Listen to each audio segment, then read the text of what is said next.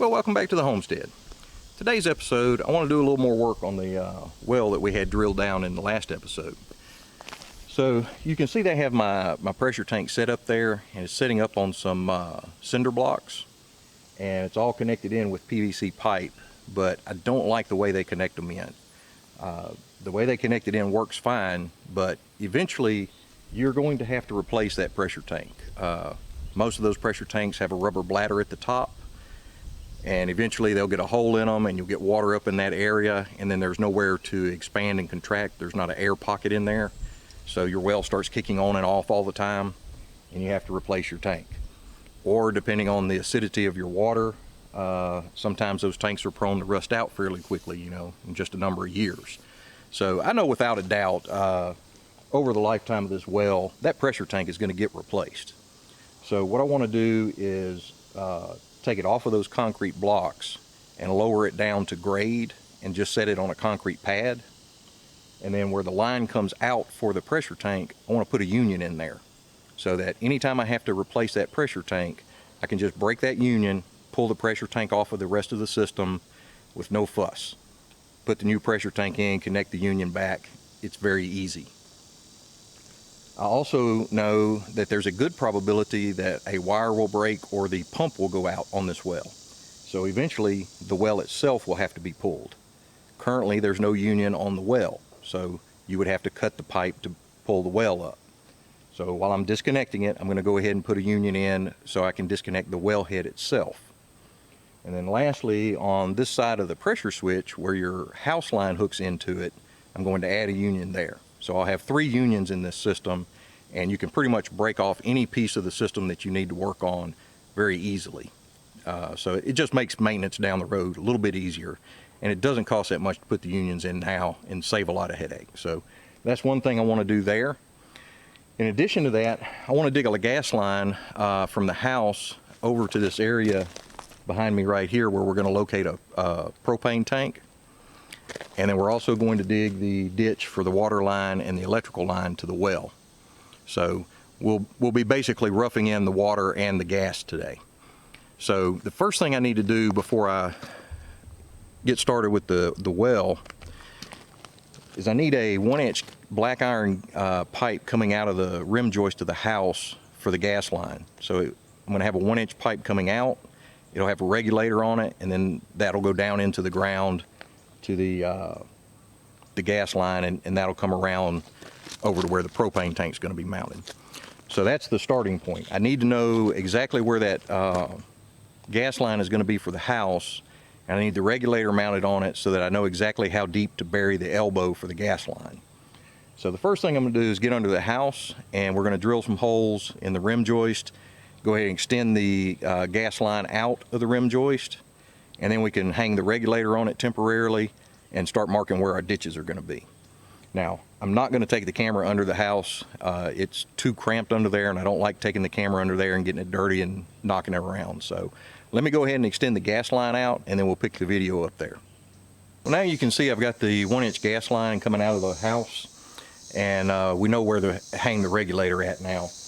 So now that I can hang the regulator on that, I've got a rigid elbow that we're going to be putting the gas line on. So I need to have the regulator hung on the gas line coming out of the house and have this connected to the bottom of it so that I know how high to set this line so that it all connects up correctly. And then, since I now know the exact starting point, I can go ahead and start marking the ground for where I'm going to lay this trench out. And I can also come out from the other side of the steps and mark for where the water line is going to be. So I'm going to go ahead and get some marking paint and mark where I want to dig these trenches, and go get the excavator and go ahead and get those trenches dug.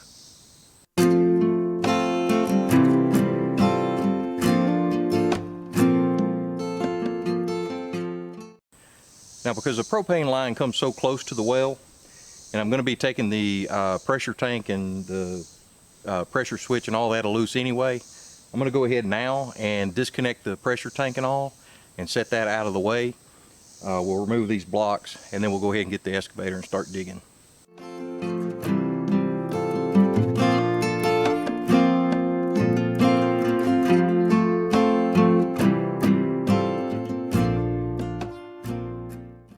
Alright, so now that I've got my ditch started, I want to temporarily hang my regulator on the house and put my rigid elbow on the bottom of that and make sure that the ditch is deep enough at the very beginning.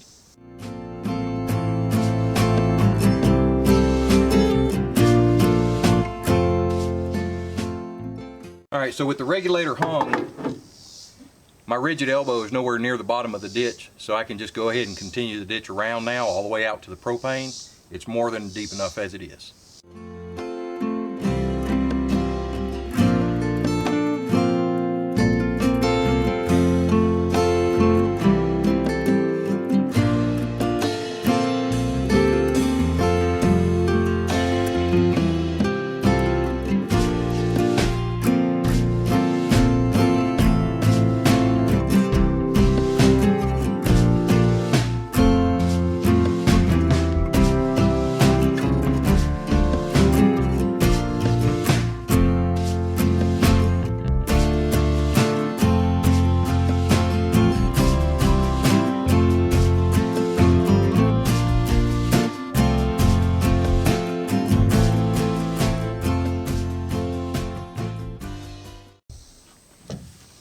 Now that I've got the ditch dug for the gas line, the next thing I want to do is go ahead and make up my service 90 to the house.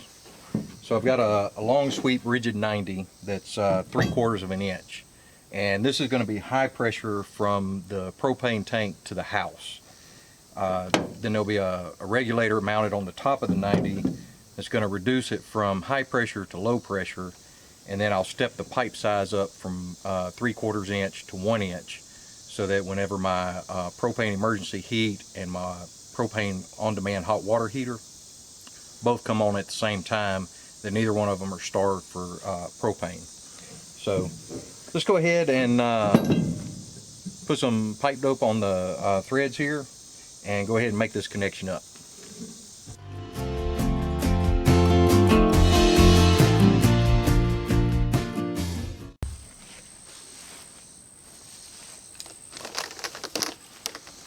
So the IPS pipe is just a plastic pipe that's rated for gas, and you're going to use a compression fitting to connect these two.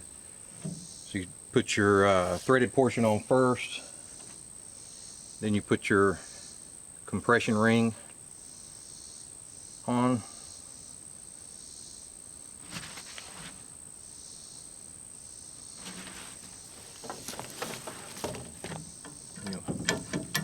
Push it up onto the fitting, slide your compression ring all the way up, and just thread the nut back on.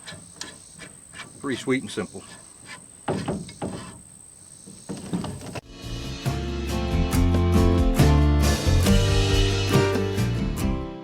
Alright, so it should be ready to go ahead and lay out into the ditch now. Alright, so this is not going to be the permanent connection on here. I'm actually going to put a union right here so that this will easily disconnect from the house, but I don't have one here. But this will tell me the permanent location for this, so that way I can go ahead and set this 90 where it needs to be, and I can go ahead and set the line into the ditch.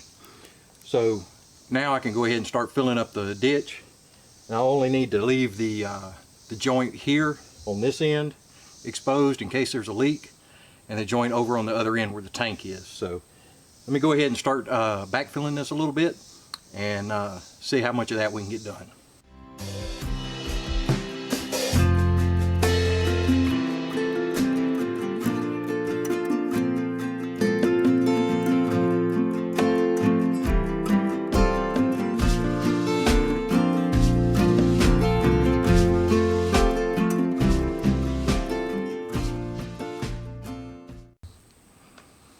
Alright, now that we have the ditch dug and the propane line down in the trench and the trench covered up, I'm going to go ahead and start digging the trench for the well, which will have the electrical and water line in it. So let's get started on that.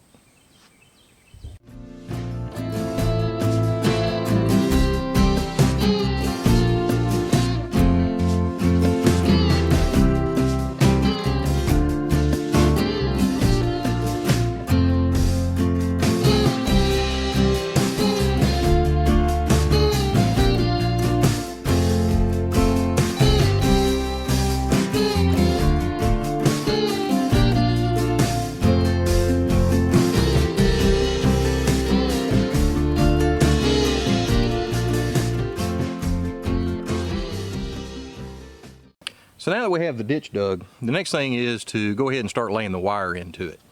So because this ditch is going to have both wire and electrical in it, I need my electrical to be at the bottom, and it needs to be separated by a foot to the water.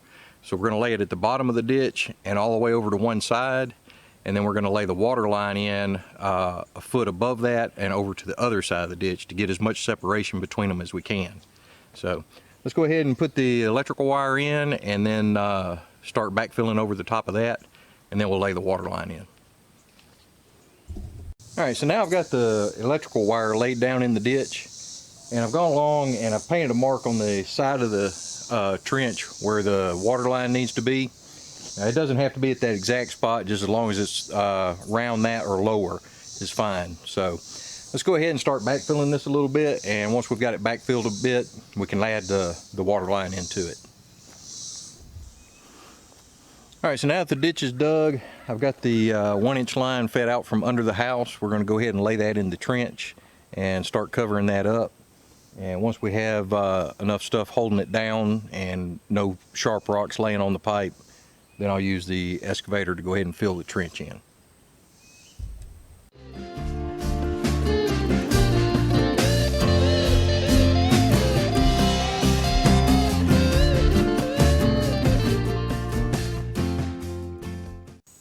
Alright, so like I said before, when the well company hooked this up, I wasn't crazy about the way they did it. So they have these manifolds already made up in their truck, and whenever they're done drilling the well, they'll level a little bit of the ground and put 2 cinder blocks on it, and then they'll set this pressure tank on top of that. Then they'll come out of the top of the well and they'll have this pressure switch level with the bottom of the tank, which means you're only 8 inches above the ground where you have your hose bib. So the cinder block is 8 inches, and that's the only height you have there. And I don't really like that. One, your hose is too close to the ground if you ever try and use that faucet. And two, the way they do it, they don't have any unions in the system. So everything is glued up tight. So if you have to pull the well, you have to cut a pipe. If you have to replace the pressure tank, you have to cut a pipe. If you have to replace the line that comes in from the well to the house, you have to cut a line. And then you're counting on having the right fittings to hook it all back up at that time. So what I'm going to do is I'm going to take, and where the well comes out, I'm going to put a union on it.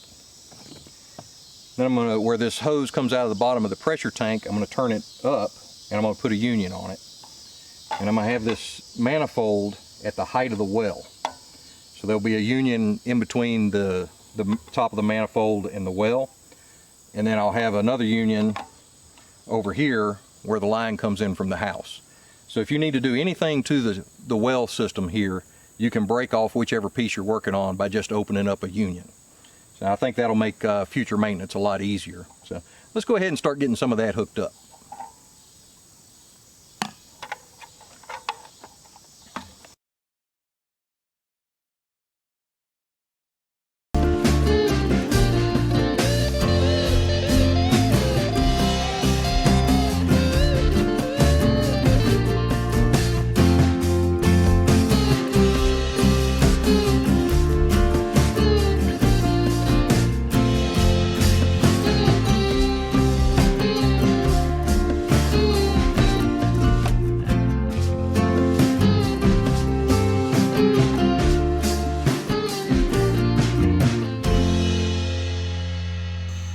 All right, so everything's made up in here. I do still need to come and cap off my neutral, and then I need to put the connectors for the box here where the wire gets clamped so that the wire won't get cut on these edges.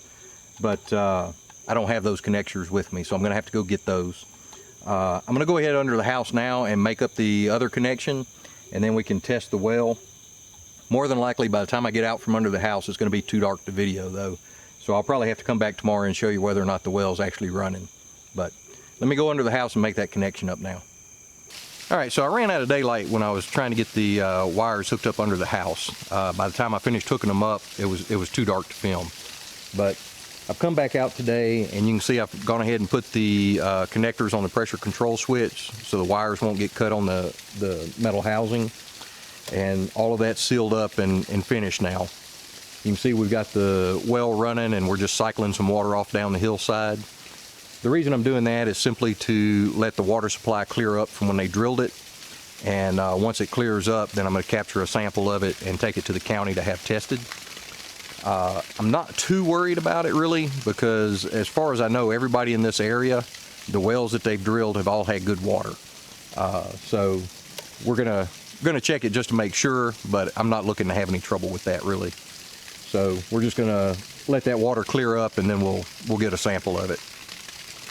Now, in addition to getting the well hooked up, we also hooked up the water supply from the well up to the upstairs equipment room to the water distribution panel. And we've got water upstairs now, and I've actually got running water in the upstairs tub.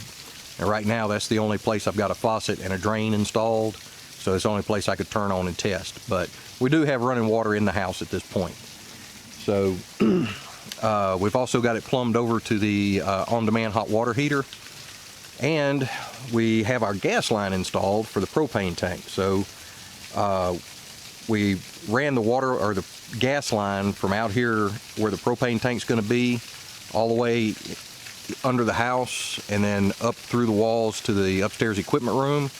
And I've got it plumbed over to the on-demand hot water heater, and I've got a shutoff valve and T put in for where the propane heat is going to be, but that equipment's not in. Now, this Tuesday and Wednesday, the central air company is supposed to come out and install the central air unit, and once that's in, I can hook up the gas for the central air. But until they get that put in, I can't really do that. So for now, all of the gas line that I can do is run, and I went ahead and pressurized that, and I ran it up to 20 psi, and it's held that for 24 hours. So I wasn't really sure how you were supposed to pressure test the gas line, so I looked it up, and everything I saw was 15 psi for 15 minutes. So ours held 20 psi for 24 hours, so we shouldn't have any trouble with our line. So once the ground dries out a little bit, I can come back and backfill the holes where the connections underground on the gas line are. I left those exposed in case we had any leaks. Now that I know I don't have any leaks, I can backfill that when the ground dries out. And we can call to get the propane tank installed, and like I said, Tuesday or Wednesday, the central air people will have our air conditioning installed. I can run that for a few days and get the humidity down in the house, and then I can jump back on installing our wood floors. So things are moving along. We're getting things to happen now, so hopefully it won't be too much longer. We'll be able to wrap this up and get moved in. We're hoping to be in by Christmas this year. Now, I hate to say that because there's really not that many weekends between now and Christmas, and when you're pretty much only working on weekends, they get used up quick. So hopefully we'll be able to pull that off. But that's our goal. We're shooting to be moved in by Christmas this year. So wish us luck, and until next time, y'all keep checking back.